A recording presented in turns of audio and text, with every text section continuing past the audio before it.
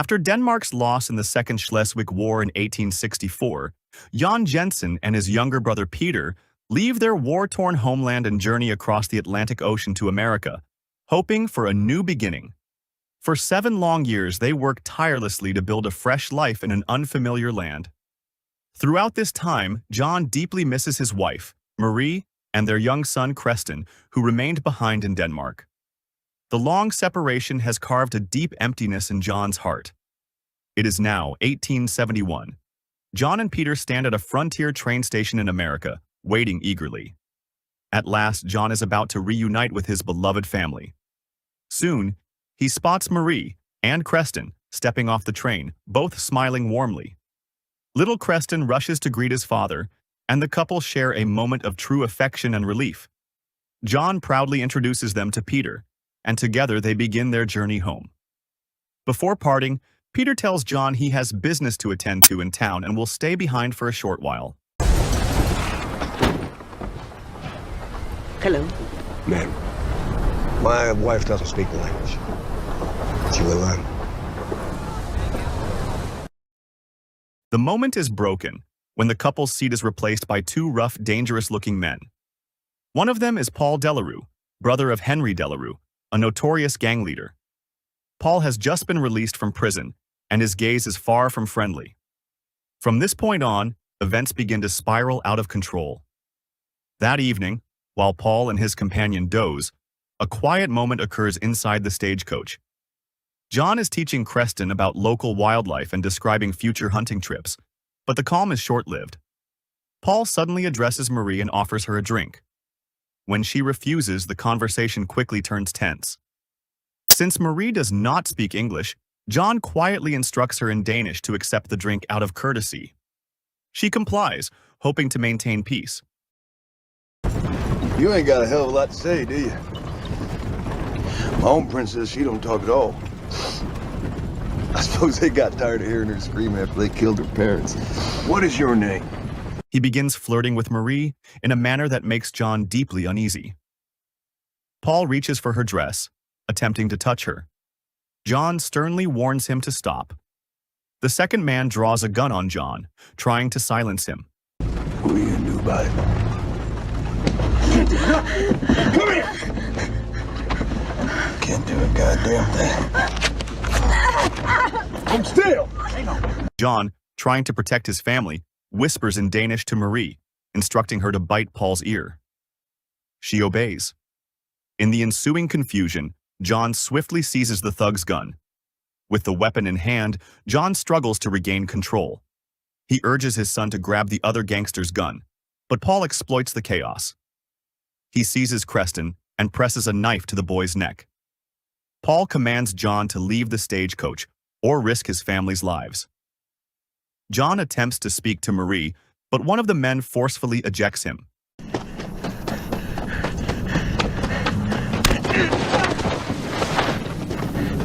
Eventually, he discovers Creston's lifeless body lying by the roadside. Heartbroken, John collapses, clutching his son and weeping. Slowly, he lifts the boy's body and walks onward. Further down the road, he finds the stagecoach halted. John gently places Creston's body down and approaches the dead coachman, taking his gun. Using his old soldier skills, he fires a shot to startle the horses, then carefully targets the gangsters. He swiftly kills one of them and pursues Paul, who tries to flee. Paul pleads for his life, insisting he harmed no one. Wait! I didn't touch the boy.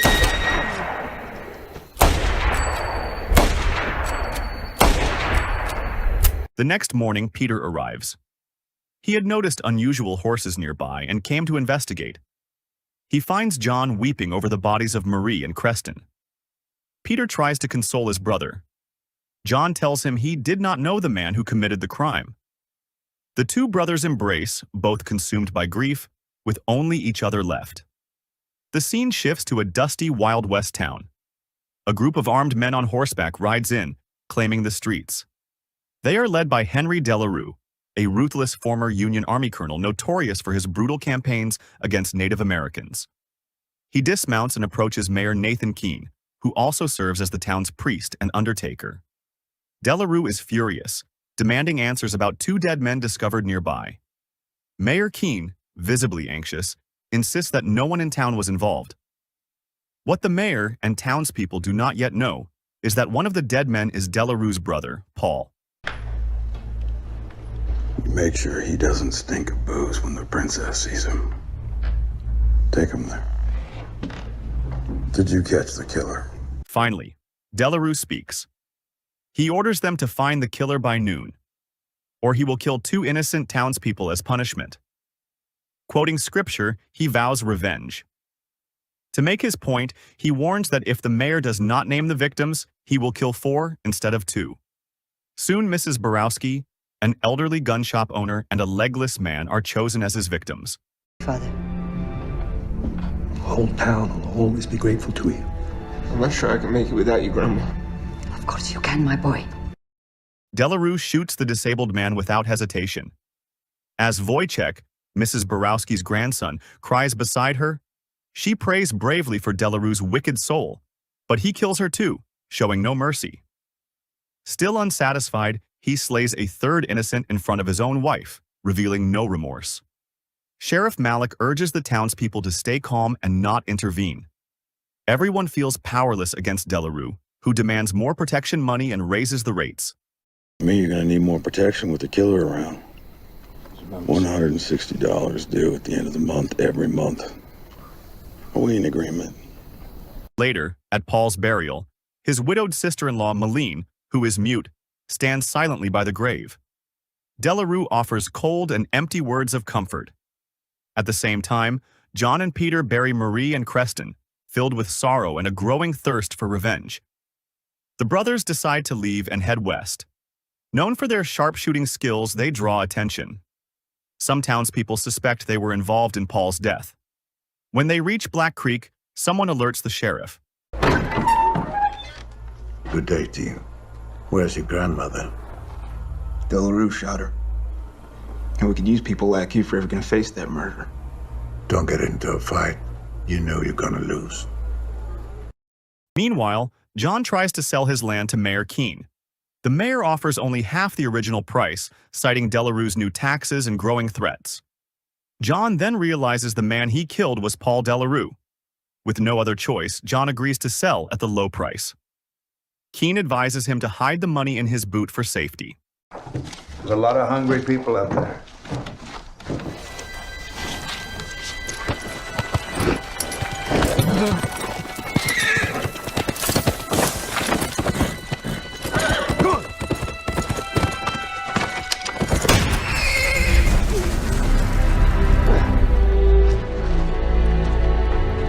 Around the same time, Delarue and Malene, also known as the Princess, meet with businessmen from the Standard Atlantic Oil Company. They give Delarue a bundle of money and warn him to temper his violent ways. They reveal that the federal government has cut off Black Creek, leaving Sheriff Malik without support. The company aims to buy all the land in the area for its oil-rich soil and wants Delarue to seize control by force. Soon after, Peter is arrested, but not before putting up a fight. Later, Sheriff Malik sits down with John for a serious conversation. Malik, he broke a deputy marshal's jaw. Now I'm sorry for your loss, John. I won't be the last man Delarue's gonna kill around here. But your death's gonna buy us some time. The sheriff urges John to turn himself in, explaining that his death might buy the town enough time for federal aid to arrive. At sunrise the next day, the air is dry and heavy with silence as the sheriff hands John over to Delarue's gang. Before they drag him away, Delarue's right-hand man delivers a harsh punch to John's face, adding insult to injury.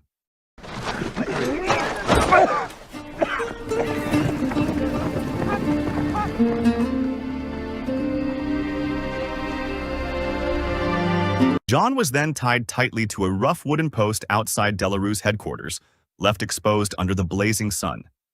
When Delarue arrived with Malene, his late brother's mute widow, John wasted no time.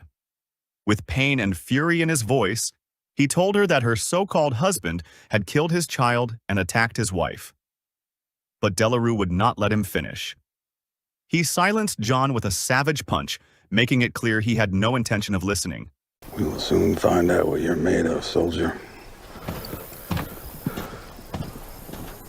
His plan was simple and cruel. Leave John tied up without food or water to slowly suffer and die under the blazing heat. As the day dragged on, the sun scorched overhead and vultures circled above. Just when it seemed things could not get worse, Mayor Keene arrived.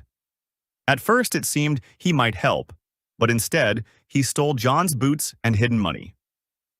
Then, with a smirk and unsettling familiarity, he greeted Delarue by his first name, revealing their alliance. Meanwhile, back at the jailhouse, Sheriff Malik was away at church, and Peter's brother prepared to escape. Unlike John, Peter was more cunning. He carefully provoked the deputy guarding him, using sharp words to incite anger. Got you pretty good, didn't I? Hope you have a woman that loves you. Of course, you ain't gonna find one with that face. But it's gonna cost you extra now. That's for sure. Shut up. Now you don't just sound like a sick mule. When the moment was right, he knocked the man out and escaped. Back at Delarue's hideout, it became clear that Delarue felt no grief for Paul's death. In fact, he seemed to consider Paul's widow, Meline, as his possession. He forced her into bed despite the bruises on her face and the fear in her eyes. Her injuries spoke louder than words. This was not love. Delarue promised her a future as the Queen of New Orleans, but it was a future she did not want. Later that night, rain poured as John remained tied to the post, weak and drenched. But at last, help arrived.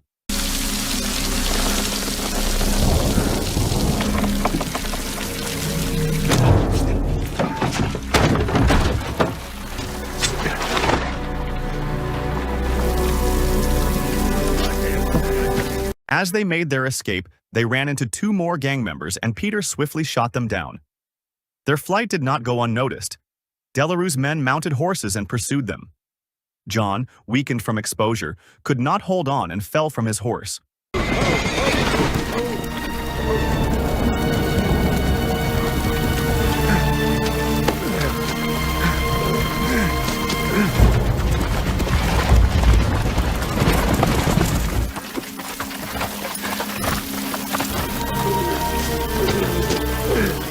Thinking quickly, Peter hid John behind a large rock, claiming the gang would not stop the chase anyway. Brave as he was, he used himself as bait to lure the men away. When John awoke the next morning, he was dehydrated and desperate.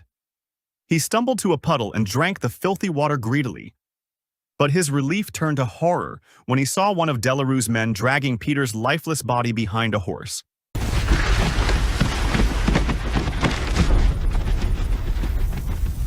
Back at Delarue's base, the safe was empty and Meline had disappeared. She had taken the oil money and made her way to the train station.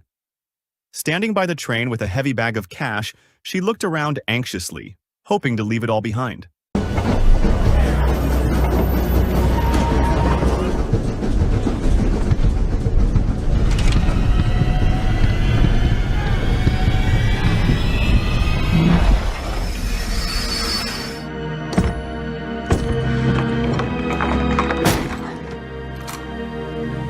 Delarue slapped her hard, but she did not stay silent. She spat the blood back into his face. Though Delarue wanted to kill her on the spot, his right-hand man suggested she might still be useful. Her life was spared for now. Meanwhile, John wandered through the dry land near Black Creek until he came upon Mrs. Whistler, a tough, armed landowner. She fired warning shots as he approached her well. John, desperate and parched, ignored the gunfire and pressed on.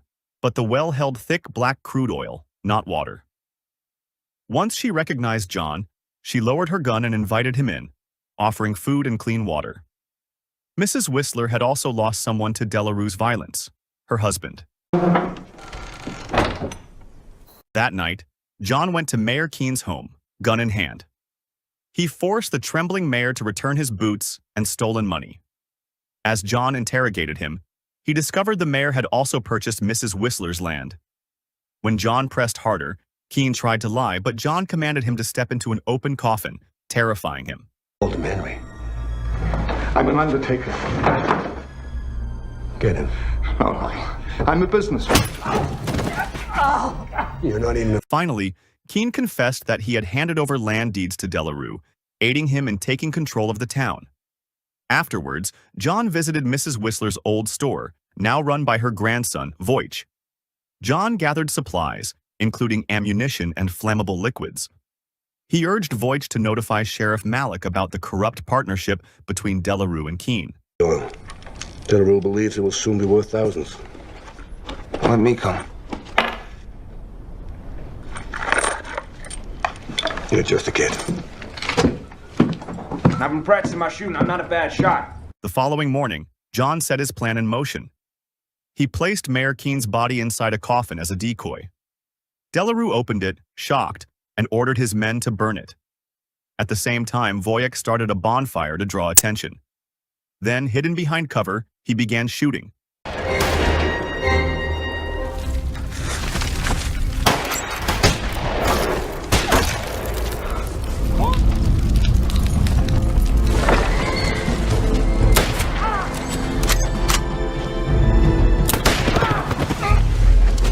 Voight, proving his bravery, climbed to a rooftop with more flammable supplies, but the creaking wood alerted a thug below.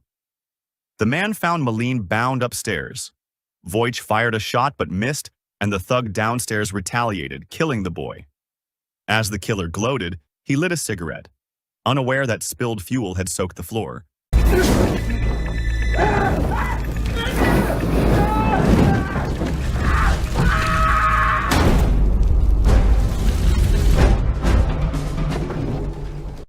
Amid the commotion, John rushed toward the flames. He saw the thug dragging Malene out and, with precise aim, shot him in the leg, sending him tumbling.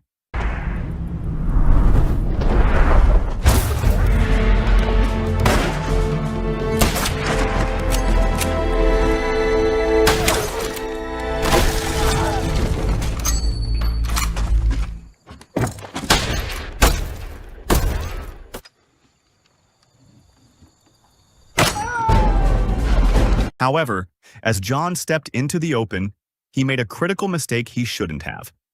He had forgotten about Delarue. The gang leader shot John, knocking him to the ground. Standing over him, Delarue mocked John for being stronger than expected, but before he could finish the job, Malene appeared.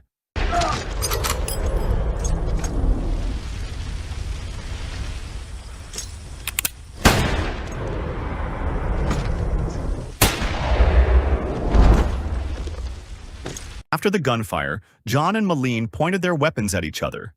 For a tense moment, they stood frozen.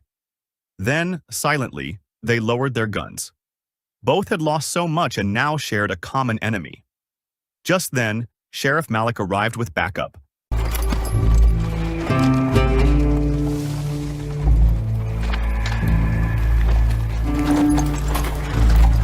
He thanked John for saving the town but tensed when he saw Malene. John stood firm, declaring she was under his protection. With no choice, Malik backed down. As peace settled in, the silent man and the quiet woman, John and Malene, mounted their horses and rode off together, beginning a new chapter in their lives, bound by loss, justice, and survival.